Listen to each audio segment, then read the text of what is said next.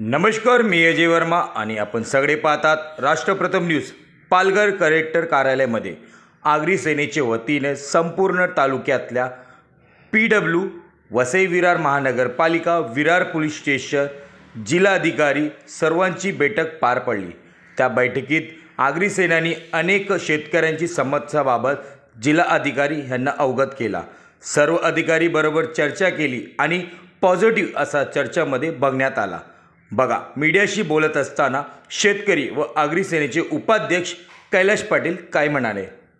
Freedom fighter का जो है, इनको जो तकलीफ है उस विषय में क्या कहेंगे आप? फ्रीडम फाइटर फैमिली है। आज तक आपने सुना रहेगा अनऑथराइज बिल्डिंग, मगर अनऑथराइज ब्रिज, आज कलेक्टर के सामने वही बात होगी कि अनऑथराइज ब्रिज है। अभी उनका अहवाल आएगा। 2 अनऑथराइज ब्रिज है और उनके जगह में से अनऑथराइजली रास्ता बनाया गया है, तो वो तोड़ने के लिए हमने कलेक्टर को बोला है कि अनऑथराइज ब्रिज है, परमिशन नहीं है, तो इसको दोनों ब्रिज को तोड़ो।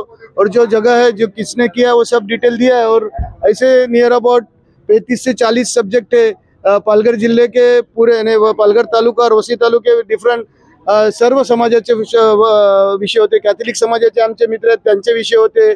आदिवासी समाजाचे विषय होते। आदिवासी महिला आमच्या आहेत इकडे, त्यांचे विषय होते। आगरी महिलांचे विषय होते। सगळेच विषय होते। कामगारांचे विषय होते। असे सगळ्या विषयांवर आज सखोल चर्चा झाली। कलेक्टर साहेबांनी चांगल्या प्रकारे याच्यात मदत करण्याचं आश्वासन दिलं आहे।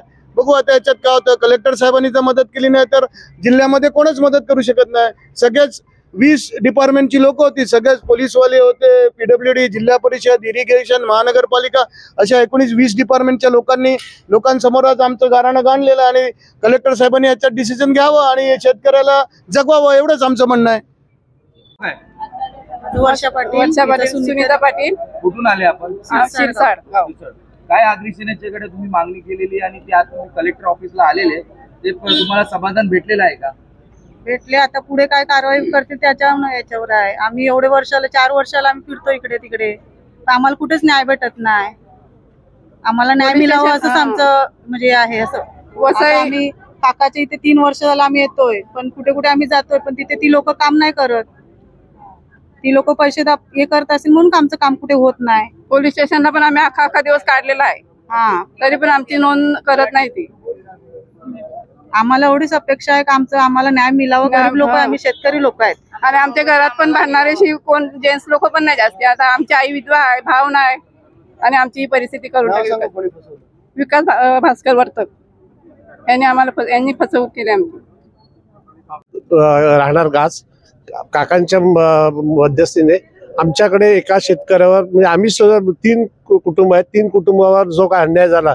आमची जागा जी होती ती खाजगी होती, ती एका बिल्डरने विकत घेतली आणि ती दाखवली सरकारी खाजणमध्ये, जी 600 एकर आहे, आणि त्यामध्ये तो तिकडचा गटबुक नकाशा बदलून इथे नवीन गटबुक नकाशा बनवला। आणि काकांनी आम्हाला खूप मदत केली या विषयावर। काकांनी आमच्याकडे प्रत्यक्षात जागेवर येऊन सुद्धा काकांनी ही मदत केलेली आहे। हा, त्याचं नाव आहे राजन पाटील, राहणार गाच, हा बिल्डर होता। तुम्हाला काय त्रास आहे का त्याच्याकडनं? काय तुम्हाला आता आमचा जो प्लॉट आहे, आमचा प्लॉट जो आहे तो आम्ही विकलेला असताना आम्हाला आता पोलीस स्टेशन आता सध्या आमच्यावर प्रेशर देतंय, दबाव आणतंय, आणि दबाव आणून आम्हाला सांगतंय की तुम्ही कॉम्प्रोमाइज करा, तुम्ही जे त्यांना विकलेलं आहे ते तुम्ही बरोबर आहे असं करून तुम्ही दाखवा, असं पोलीस स्टेशन आम्हाला सांगत आहे। तीसरा टाइम है, काका जो है हमको सामने से फोन करके बुलाया, हम भी नहीं, इतना काका ने हमारे ऊपर लिए किया है, तो काका के लिए हम है ही है ना, आपको संतुष्ट है ना, पूर्ण संतुष्ट है।